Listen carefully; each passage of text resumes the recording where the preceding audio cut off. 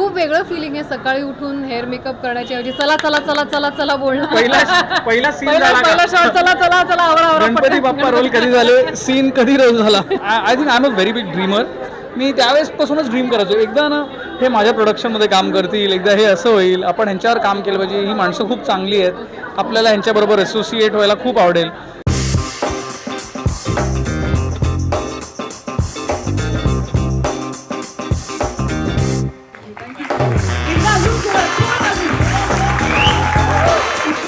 नमस्कार, मी प्रेरणा. तुम्ही बघताय लेट्स अप मराठी. नवा गडी नवा राज्य या मालिकेचं निमित्त आणि मालिकेचा चक्क प्रीमियर सोहळा काही भाग आम्ही पाहिले. आम्हाला खूप आनंद होता आणि अर्थात या मालिकेचं निर्माते श्रुती आणि गौरव आहेत माझं. खूप खूप स्वागत आहे. आणि असं कसं वाटतं आता निर्मात्याच्या खुर्चीत आहात, कारण ऑन स्क्रीन होता आता.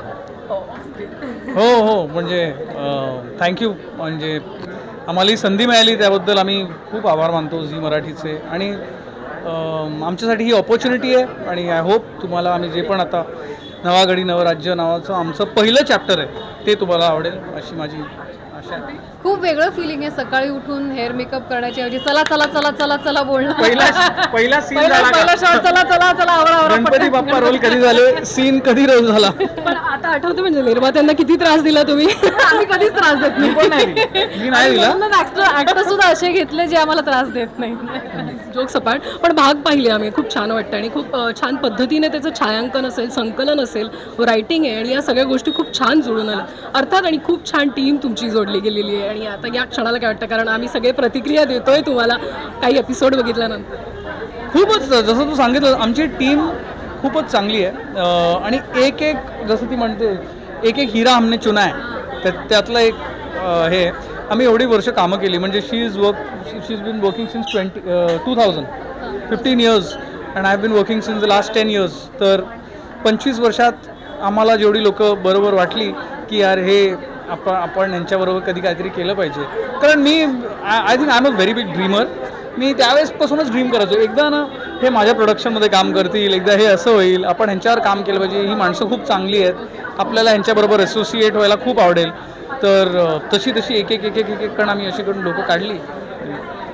पण निर्माते झाल्यानंतर कोणकोणत्या गोष्टी नव्याने कळल्या, जे कलाकार म्हणून बऱ्याच गोष्टी त्या निर्मिती क्षेत्रातलं बऱ्याच गोष्टी अर्ध्या तुम्हाला कळलेल्या असतात, कारण तुम्ही चित्रपट मालिका या विविध क्षेत्रात काम करत असता. पण यावेळेस कोणकोणत्या गोष्टी नव्याने कळलेल्या? खूप गोष्टी कळतात. म्हणजे ॲज अन ॲक्टर आपण फक्त वन ट्रॅक विचार करतो, जे चुकीचं पण नाही आहे. कारण त्या ॲक्टरचं तेवढं काम असतं की तुम्हाला जी भूमिका दिली आहे त्याच्यावर तुम्ही किती खरे उतरता आणि तुम्ही किती जस्टिस करता, हे त्या ॲक्टरचं काम असतं. सो अनेक वर्ष ते करत आलेलो आहे मी.